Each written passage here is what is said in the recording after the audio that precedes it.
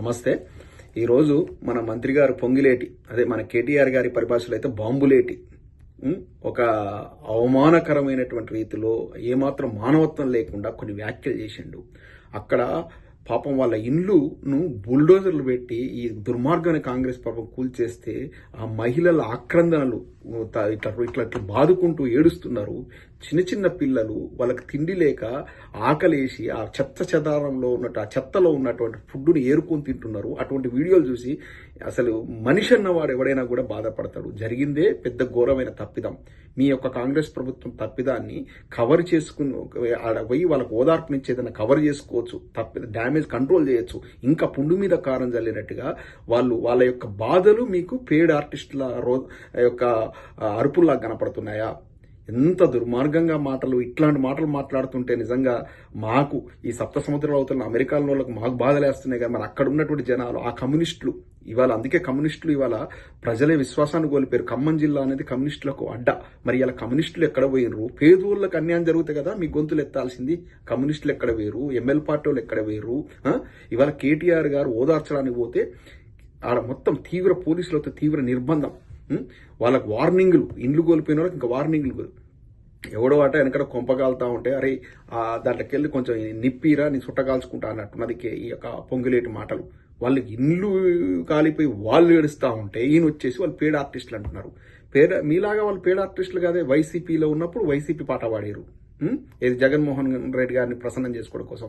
కేసీఆర్ గారి పార్టీలో, బీఆర్ఎస్ పార్టీలో, టీఆర్ఎస్ పార్టీలో ఉన్నప్పుడు అప్పుడు కేసీఆర్ గారి పాట పాడారు. ఇప్పుడు కాంగ్రెస్కి వచ్చిన తర్వాత ముద్దబాపు రాహుల్ గాంధీ పాట పాడుతున్నారు. పైసలు ఇచ్చి ప్రతి నెల మూటలు పంపుతున్నాము, కావాలంటే 1000 కోట్లు ఇస్తామని మీ గుంపు మేస్త్రి గారు రేవంత్ రెడ్డి గారు ఉటంకించారు. ఆడ ఢిల్లీకి ప్రతి నెల పైసలు పంపి ఆ యొక్క రాహుల్ గాంధీ, సోనియా గాంధీ చెప్తుంటే ఎట్లా ఆడమంటే అట్లా ఆటలు ఆడుతుంది మీరు పేడ్ ఆర్టిస్టులు. పదవుల కోసం మీరు కాంగ్రెస్ పార్టీకి అమ్ముడు పోయి కాంగ్రెస్ పార్టీ, నీచమైన కాంగ్రెస్ పార్టీ వాళ్ళు ఎట్లా చెబుతా అట్లా ఇండ్లు కూల్చామంటే ఇండ్లు కూల్చుతున్నారు, పేదోళ్లను నానా ఇబ్బందులు పెడుతున్నారు. ఆ మూసీ నది ప్రక్షాళన ఏదైనా కమిషన్ల కోసం 1 లక్ష కోట్ల 2 లక్షల కోట్ల అప్పు పట్టుకొచ్చేసి కమిషన్లు దొబ్బుదామని ఆ మూసీ ప్రక్షాళన పెట్టుకున్నారు. ఎవరడిగిండు మూసీ ప్రక్షాళన? అక్కడ పోయి హైడ్రా అని పెట్టి డిమాలిషన్ చేస్తూ పేదోళ్లను పాపం రూపాయి కూడా పెట్టుకున్న ఇండ్లన్నింటినీ కూల్చేసి వాళ్ళను ఆగమాగం చేస్తున్నారు. మీరు పేడ ఆర్టిస్టులు. ఢిల్లీలో ఉన్న మీ అధిష్టానం ఎట్లా ఆడమంటే అట్లా ఆడే పేడ ఆర్టిస్టులు మీరు మీ మంత్రివర్గ సహచరులంతా కూడా. ఇటువంటి దుర్మార్గమైన కాంగ్రెస్ పరిపాలన నడుస్తూ ఉంది. ప్రజలారా గమనిస్తున్నారా? వీళ్ళకు పేదోళ్ల పట్ల అంటే ఇందిరమ్మ రాజ్యం మార్పు పట్టుకొస్తాం, ఇందిరమ్మ రాజ్యం, ఇందిరమ్మ ఇండ్లు కట్టిస్తామని చెప్పేసి ఉన్న ఇండ్లను ఉన్న కొంపలు కూలుస్తున్నారు. వీళ్ళు కట్టించుడు పక్క పెట్టరు, ఉన్న కొంపలు కూలుస్తున్నారు. రాష్ట్రాన్ని మొత్తం దివాలా దేయించారు. మొత్తానికి ఈ యొక్క పెను విధ్వంసానికి మూలకారకుడు ఈ పొంగులేటి శ్రీనివాసరెడ్డి. ఈయన దాదాపు మేము అప్పుడు ఆ పార్టీలో ఉన్నప్పుడు విన్నటువంటి మాటలు, పార్టీకి మొత్తం ఫండింగ్ ఇచ్చింది ఈయన. ఫస్ట్ గవర్నమెంట్ రాగానే మొత్తం ఖజానా మొత్తం తోడుకున్నది ఇతనే. ఎందుకంటే అప్పిచ్చింది కదా కాంగ్రెస్ పార్టీ అధికారం రావడం కదా, మొత్తం తోడుకున్నది ఇతనే. కాబట్టి అందుకే ఇప్పటి వరకు 3 టర్ములు రైతు బంధు ఎగ్గొట్టారు. ఒక్కొక్క టర్ము 9,000 కోట్లు, 27,000 కోట్ల రైతు బంధును తెలంగాణ రైతాంగానికి వీళ్ళు ఎగ్గొట్టినటువంటి 2.5 ఏళ్లలో 3 టర్ములు ఎగ్గొట్టారు ఇప్పటిదాకా. ప్రజలు అన్ని గమనిస్తున్నారు. ఏం లేను 2 సంవత్సరాలు టైం ఇచ్చారు.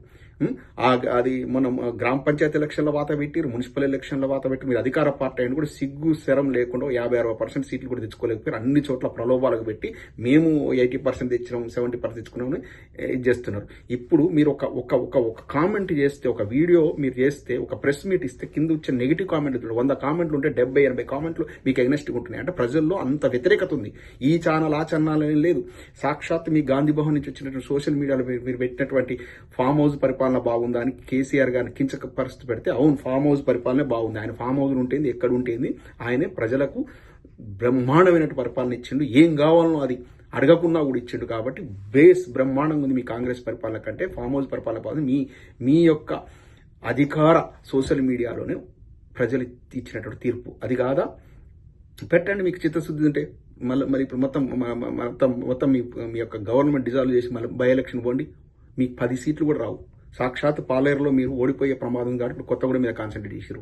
ఒక్కడు కూడా గెలవాడు, ఒక్క కాంగ్రెస్ మంత్రి గెలవడు, ఒక ఎమ్మెల్యే కూడా గెలవాడు. అది పరిస్థితి. ఇంత దారుణంగా దుర్మార్గన రాక్షస పాలన చేస్తున్నారు. ప్రజలంతా గమనిస్తున్నారు. మళ్ళా దాని మీద పుండు మీద కారం జల్లినట్టుగా పేదోళ్ళ ఏడుపులు మీకు చిన్నారుల వాళ్ళ ఆకలి కేకలు మీకు పేడ్ ఆర్టిస్ట్ లాగా కనపడుతున్నాయి. అంటే మీరు ఎంత రాక్షస ఆనందాన్ని పొందుతున్నారో పేదోళ్ళ మీద దాడులు చేస్తూ అర్థమవుతా ఉంది. తెలంగాణ ప్రజలారా ఆలోచించండి. కాంగ్రెస్ అనేది ఎప్పుడు మనకు అక్కడికి వచ్చే పార్టీ కాదు. నేషనల్ పార్టీలు రెండు కూడా, బీజేపీ కూడా అక్కడికి. ఇలా బీజేపీ వాళ్ళ రోల్ ఏంది అక్కడ? కనీసం ఖమ్మంలో పోయి కనీసం సంఘీభావం ప్రకటించారా? ఇది ఈ రెండు నేషనల్ పార్టీలలో ఏం లేదు. మన ఇంటి పార్టీ, మన దైవం కేసీఆర్ గారే సావు నోట్ల తలబెట్టి తెలంగాణ పట్టుకొచ్చు. ఆయన చేతిలోనే సురక్షితం, ఆయన చేతుల్లోనే తెలంగాణ డెవలప్ అవుతుంది. అప్పుడు 10 ఏళ్ల మంచి పరిపాలన చూసాం, 2 ఏళ్ల ధృతరాష్ట్ర పాలన చూసాం. మీరే ఆలోచించండి. రాబోయే రోజుల్లో కాంగ్రెస్ పార్టీ బొందబెట్టాలి. జై తెలంగాణ.